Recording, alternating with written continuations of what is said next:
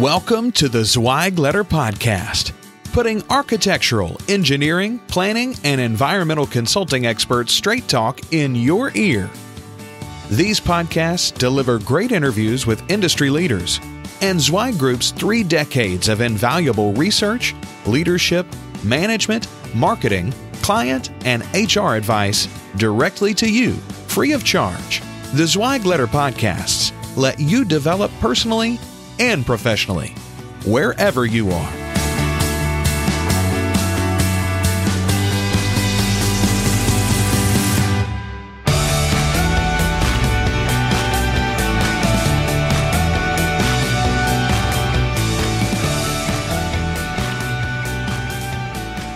Hey folks, Randy Wilburn here. It's still the month of August. Wanted to share with you another one of the best of the Zweig Letter Podcast episodes. And this particular episode is one where Mark and I talk about reducing the stress of travel. Check it out and let us know what you think. Take care. Guess what? He's back.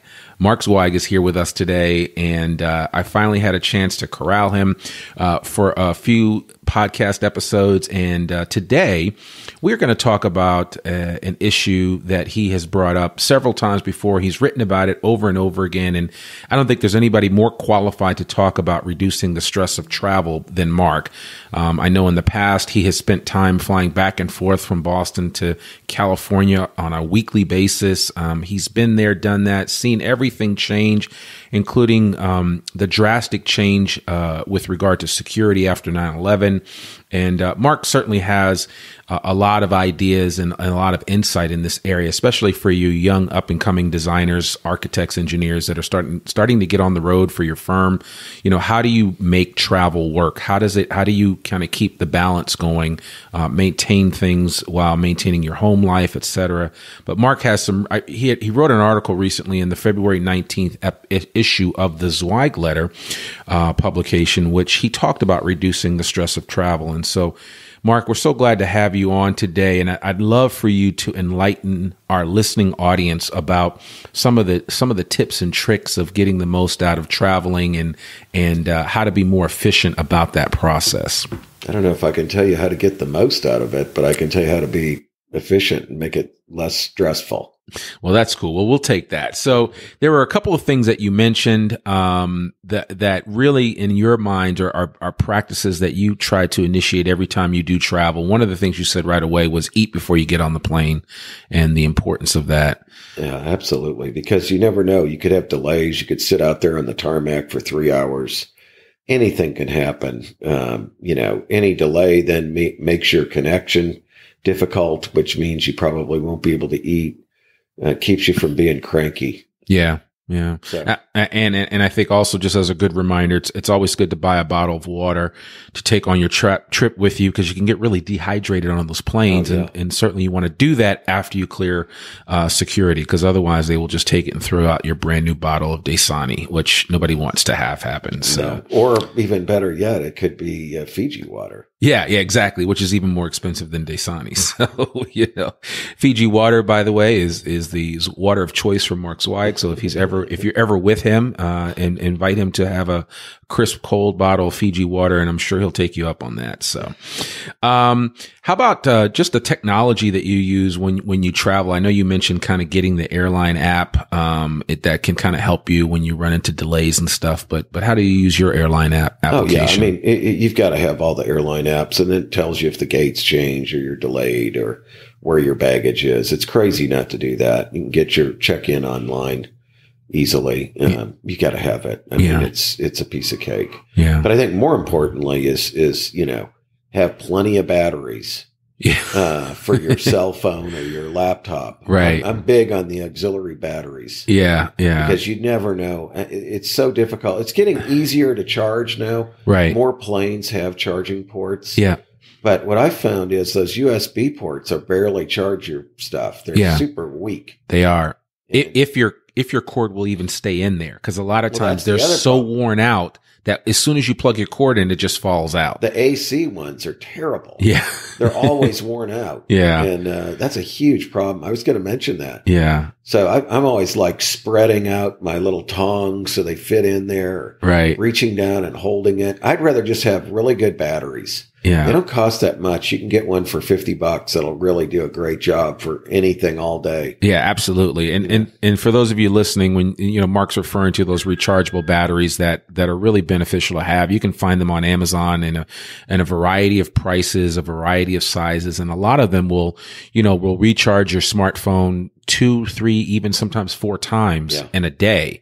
And you never have to physically find an electrical outlet. Which is what I need to make it through the whole day. Exactly. I can burn through that entire battery and 100% charge on my phone in one day. Yeah. You do qualify as a power user of your phone. So you need that. So yeah, no, that's awesome.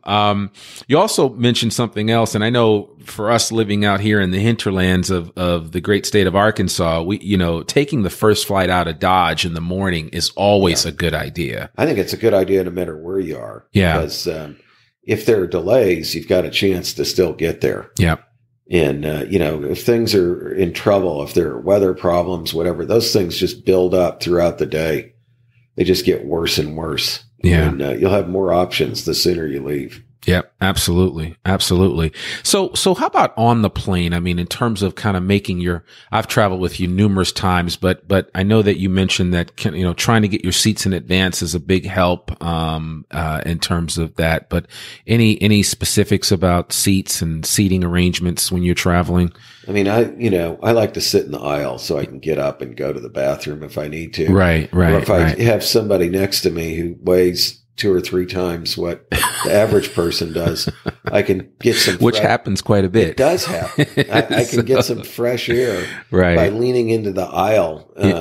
It's just, I feel trapped if I'm not in that aisle seat. I also like the emergency exit rows, though. Yeah. If you can get more that, leg room. I call that poor man's first class. Exactly. And so that's always my favorite. I don't know why anyone wants a bulkhead seat. I think a bulkhead is the worst seat because you have nowhere to go with your stuff. Yeah. Or, if you're not on that plane first, which is another thing I like to do. Yeah. So I know I've got overhead storage. Where do you put your stuff? Yeah. Bulkhead. And you bring up a good point. And certainly I do know that a lot of times, depending on the airline that you're flying, a lot of times the flight attendants will be helpful to help those that are flying bulkhead to find a place for their items. And especially if it's the bulkhead that separates first class from, economy, a lot of times there's usually room in the overhead bins in first class. So they'll take your items and put them up there, which is nice. If you're lucky. So you may not go first class, but your bags will. So, Or they put them behind you, and then you have to wait till every single person leaves the plane, and then you get your stuff, which takes another extra 10 minutes. Yeah. To empty that plane, and that could be the 10 minutes you need to make your connection. Right. And you have to kind of stay on that. So there are a number of strategic things that you need to be thinking about when booking your travel, getting seats close to the front, making sure that you can get on early, which is something that Mark alluded to. And for those of you that may not have airline status, if you're not a medallion member with Delta or one of the other programs that American or United offers, there are other ways for you to get status to get on the plane early. Certainly, if you have served in the military, whenever they call in for either active duty or people that have served in the military, a lot of times they're letting those individuals board first, which is helpful because it gives you space in the overhead bins. The other thing that you can do is to get an affinity credit card, which will provide you with that ability to board early as well.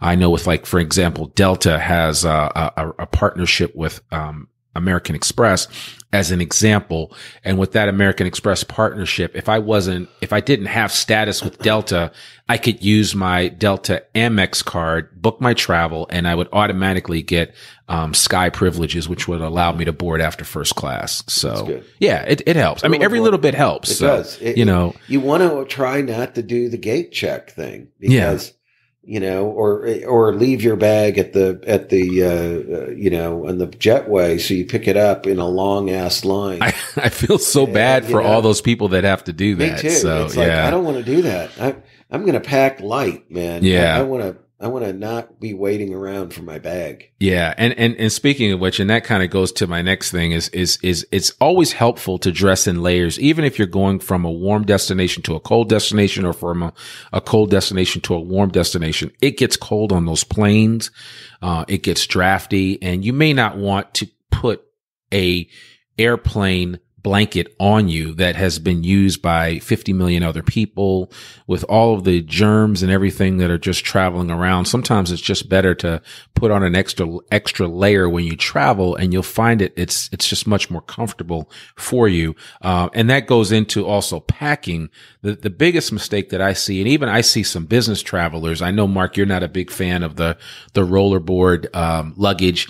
And I know you like to travel kind of like with a soft side case that can easily fit in the overhead. Yes. But that's been, you've practiced that for years, right? I mean, yeah. So I roll my shirts up, by the way. And right. They come out fine. Yeah. And then when you get wherever you're getting, if you have any wrinkles, hang them on that hook on the back of the bathroom door, turn the shower on hot, steam them out. For 20 minutes, you're good to go. Man, yeah. You don't even need 20 minutes. There are a ton of tricks that you can employ when it comes to travel that will allow you to literally pack like you're going on a safari and jam everything into a small bag, and then come out with all your stuff looking like $1 million.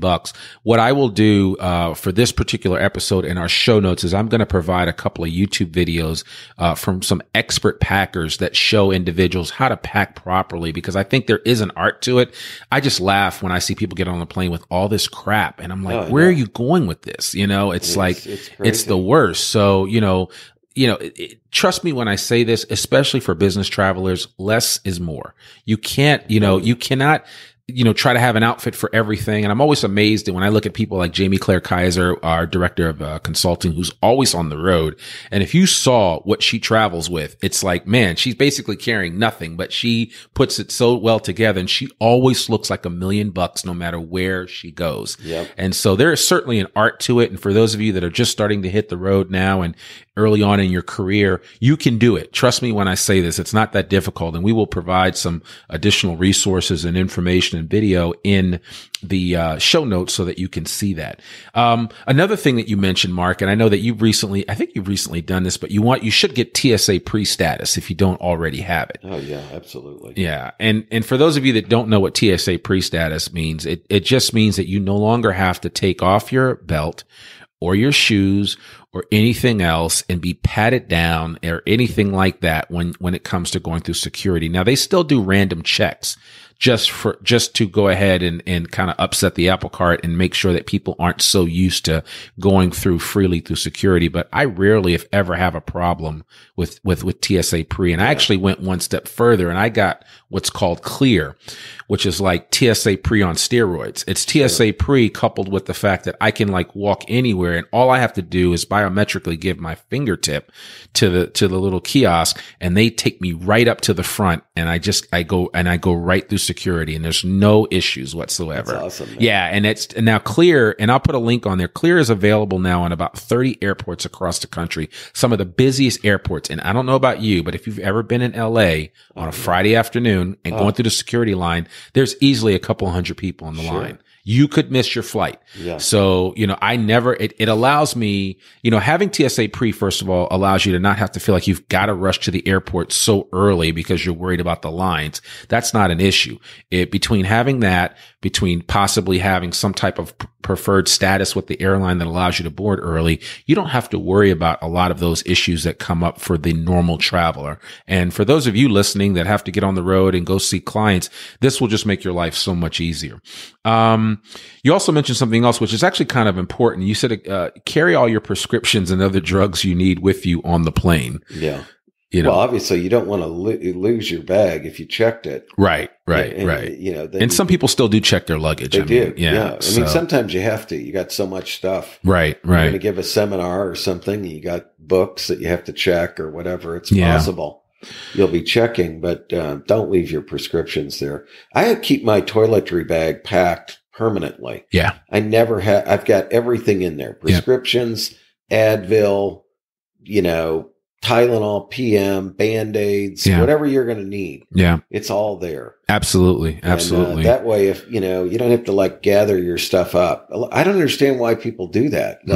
Get 2 of everything, deodorant, whatever, just razors. Have it and be ready to go. I did that a long time ago too. That's a great tip, is to basically actually have a personal DOP kit or a toiletry kit just for when I travel with family. And then I have one for business that I always make sure it's fully stocked and ready to go. I don't have to think about, do I have this stuff in it? It's already in there. Exactly. I just drop it in my bag and then I go. And it's very small too. Sure, that's the other thing. You don't need a lot, because there's some hints and tips there, especially if you don't have to carry the big can of shaving cream or anything like that. I mean, what a lot of people don't realize is that actually the conditioner that the hotel leaves in in your room for your hair actually works really well on shaving. I never bring shaving. I mean, there are some really cool little tips, and don't carry a straight edge razor on the plane. No, because that will get pulled quickly. They may not like that. So, I can see that. They're box cutters and straight edge razors. I mean, does anybody use a straight edge razor? I do. I shave with a straight edge razor. Lord. So I like to get a nice, smooth, clean shave. Man. Yeah, it is. It's like a Ginsu knife. So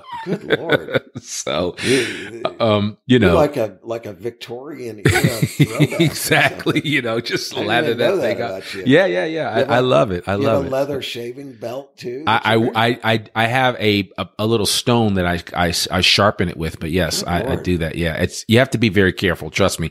If you don't have a steady hand, it's not something I would recommend. So I'm not going to be doing that. So I'll stick with the cheap Bic razors. Right. So last couple of things that you mentioned, get a noise canceling headphone. Oh man, that's the best thing in the world. Yeah. I tell you, twice I've had them. Yeah. I have a set now. I had a set before. My last wife took them from me. Oh man. Okay. She decided she liked him and I gave them to her. But, okay. But anyway, no, I got a set now. They're just fantastic. Yeah. Put you in another world. Right. And just all the noise goes away. It instantly reduces stress. Screaming babies, whatever it is, you can just put it aside. So. Oh, no. Yeah. I had once had some crazy old bleach blonde gal with hot pants on who was going to meet her boyfriend she met online in Las Vegas. Oh, Lord. And she wouldn't stop talking. And the moment I put those headphones on was like the sweetest moment of my life. Yeah. There's nothing like it. It doesn't matter what it is. I mean, that can help you out considerably. There are some really great noise canceling headphones out there. They're not that expensive anymore. No, the technology is good. I've actually always used Bose, and they work really well. And I carry a portable pair that I always have with me, and I just throw them on and they're rechargeable. I'll put a link to those in the show notes. If you like those, check them out. And finally, when you get to your destination, I know you're a big fan of not having to rent a car wherever you're going. And there are times when it calls to have a car, but more often than not nowadays with Uber and Lyft, you have a car at your disposal all the time. It's so much more convenient. Yeah. I mean, I just get the apps and just call them. Yeah. They're so much better than the cabs. They've got GPS. You don't have to get any cash out. Right. They know where the hell they're going. Yeah. It's just, the cars are better. Yep. You don't get in that LTD that's got 680,000 miles and the rear or the end's Crown hauling. Vic. Yeah. And the AC's broken. I've had all that. Right. Get in the Luminon at George Bush in Houston.